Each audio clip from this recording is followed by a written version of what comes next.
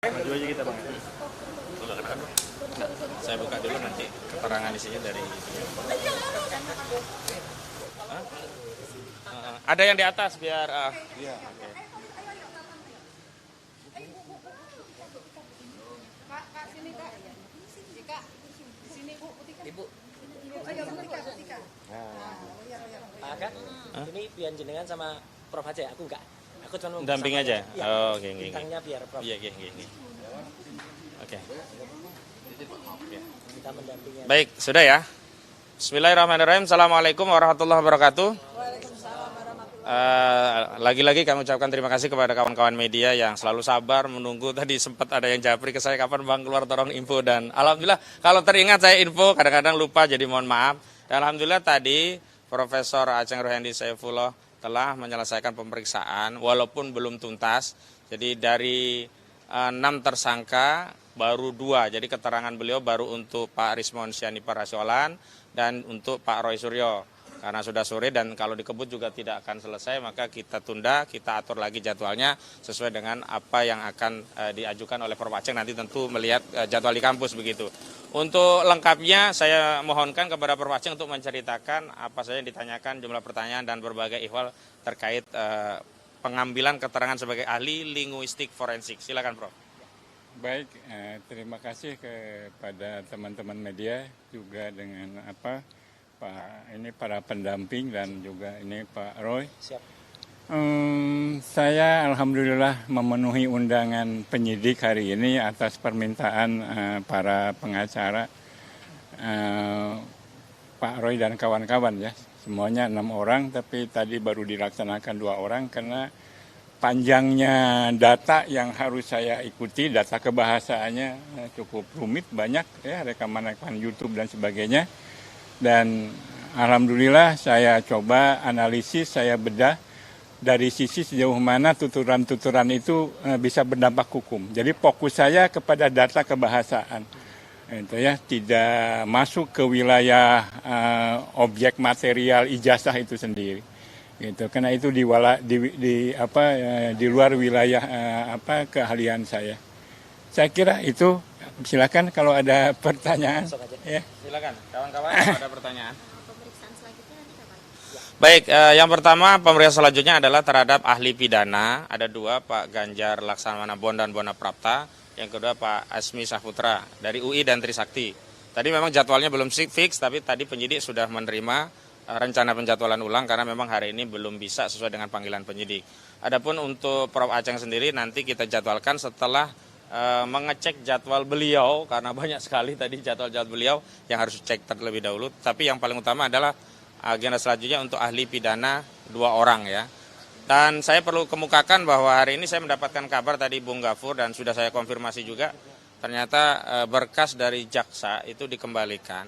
Dan memang harus demikian karena memang sejak awal pasca gelar perkara khusus itu agendanya itu bukan pelimpahan berkas ke jaksa, tetapi penuntasan pemeriksaan ahli dari tersangka yang saat itu sudah kita mohonkan kepada penyidik Polda Metro Jaya.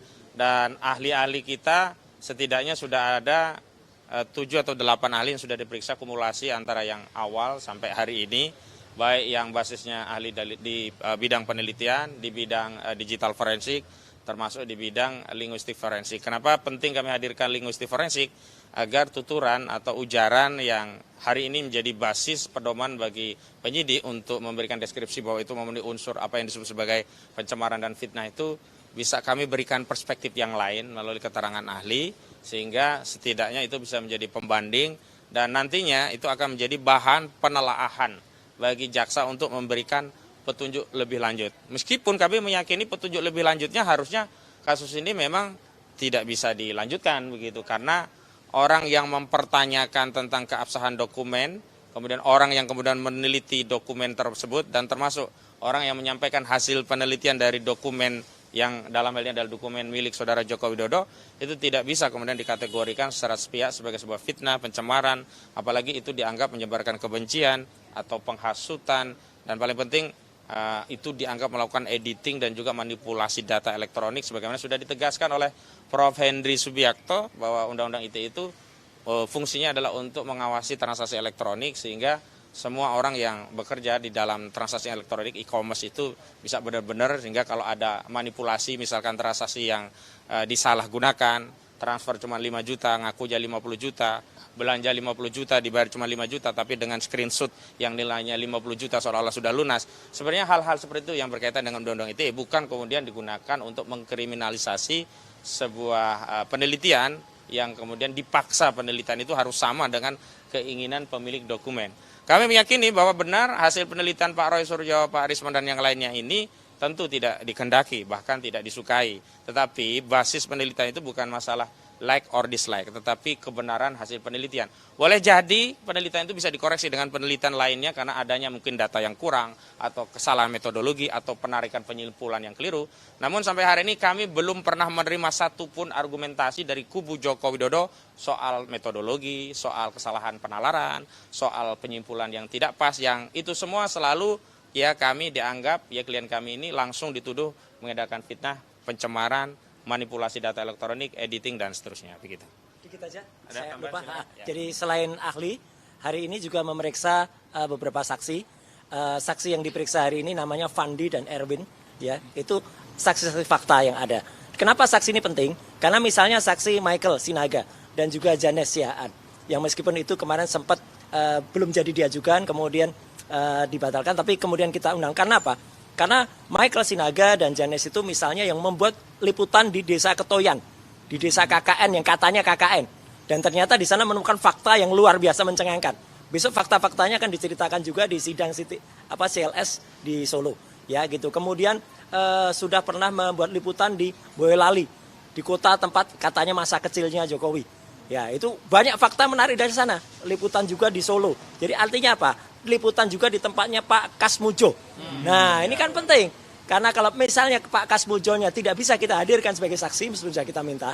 Karena beliau bisa menceritakan ya, Michael dan Jani, karena udah merekam langsung, ada yang ada, dan itu sangat-sangat berlawanan dengan data-data yang ada selama ini yang disampaikan oleh Jokowi. Dan itu sangat membantu apa yang kami temukan dalam penelitian kami, dalam skripsi dan dalam ijazahnya Jokowi. Jadi saya kira tambahan saya itu, bintangnya hari ini adalah Prof. Aceng. Ya, terima kasih. Silakan, ada yang ditanyakan langsung ke Prof. Aceng. Pak, tanggapannya mengenai pemeriksaan hari ini. Ya.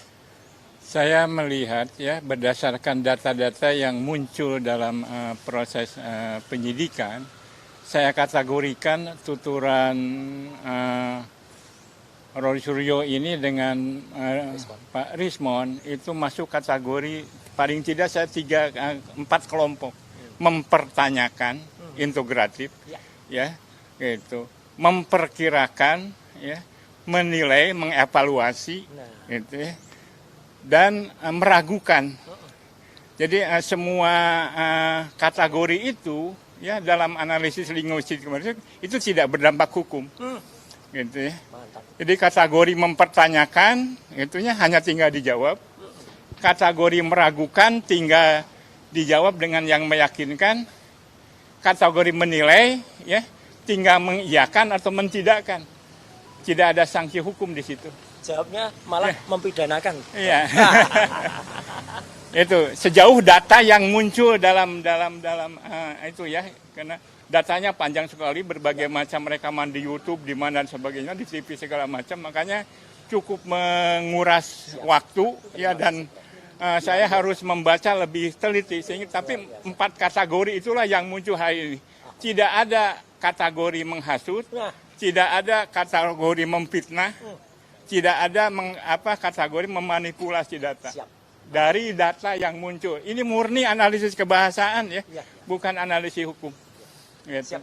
Itu yang Saya kira itu. Ya, ada tambahan begini. Jadi sebenarnya keterangan dari saksi yang disampaikan Pak Roy itu makin mengkonfirmasi persoalan tentang ijazah Saudara Joko Widodo. Sebagaimana kita ketahui, Bu Ova Emilia selaku Rektor UGM sempat 2 kali dalam rilis resmi itu menyampaikan 2 tanggal kelulusan yang berbeda, yang ini membuat masyarakat bingung. Rilis yang pertama adalah 5 November, rilis yang kedua adalah 23 Oktober, walaupun sama-sama tahun 85. Dan ini penting, kenapa? Agar jangan sampai ada kekeliruan itu dilegitimasi oleh penyidikan yang menyebabkan anak bangsa yang merdeka menjadi tercederai, terampas, kemudian masuk penjara. Saya ingin tegaskan ada spill-spillan yang penting untuk kami sampaikan. belum lama ini Pak Abraham Samad termasuk yang diundang dalam undangan Pak Presiden Prabowo Subianto di Kertanegara. Salah satu hal yang dibahas termasuk soal masalah ijazah. Dan yang paling penting adalah ada atensi yang saya kutip dari Pak Abraham Samad, dari Pak Presiden sendiri, memberikan arahan kepada Pak Kapolri, Pak Listio Sigit Prabowo, agar ya hati-hati ya, tidak kemudian menggunakan pendekatan yang berlebihan dalam menangani kasus ijazah palsu dengan kata kunci. Karena khawatir nanti jika di kemudian hari ternyata ya terbukti berbeda. Nah ini kan sebuah indikasi bahwa boleh jadi hari ini dianggap asli tapi di suatu saat ternyata dapat dibuktikan palsu. Karena apa? Karena otoritas hari ini sedang tidak berpihak kepada Pak Roy Suryo. Yang saya maksud otoritas bukan otoritas presiden ya, tapi otoritas penyidikan, otoritas dari Polri. Karena yang lalu saya sudah pernah menyatakan bahwa saya mengkritik proses SP3 yang diberikan itu lebih mengikuti SOP Solo, termasuk pelimpahan. Karena kalau mengikuti SOP yang sebelumnya sudah disampaikan juga, harusnya adalah pemeriksaan ahli terlebih dahulu baru pelimpahan. Dan terbukti hari ini ketika barang itu dipaksakan dilimpahkan setelah kunjungan 2 orang ya ke Solo ya, bolak-balik ternyata balik lagi. Itu mengkonfirmasi memang harusnya prosedur hukum yang ditaati tetapi tidak, dan itu bisa memungkinkan sesuatu yang sebenarnya palsu menjadi asli karena otoritas yang mengendalikan. Karena itu saya pikir kita semua harus menghormati atensi dari Pak Presiden agar jangan terlalu berlebihan. Dan dalam konteks terlalu berlebihan ini kami sudah tafsirkan diantaranya memang klien kami tidak ditahan. Saya kira kalau ditahan memang sangat berlebihan. Dan pada konteks selanjutnya saya pikir kasus ini harus dihentikan karena memang tidak ada pidana dalam kasus ini. Insya Allah kita akan terus berjuang dan seluruh rakyat terus mendukung kami. Yang harusnya dipidana itu orang yang memalsukan ijazah, betul? Bukan orang yang meneliti ijazah, betul?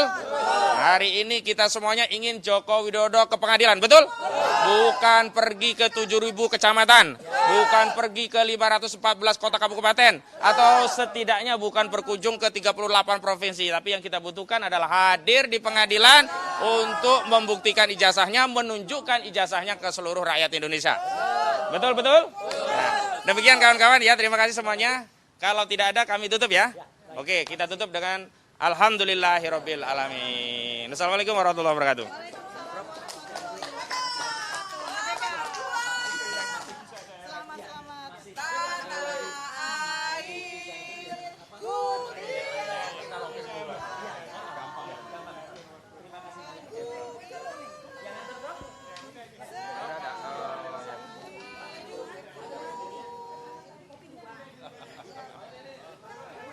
Tarik suara.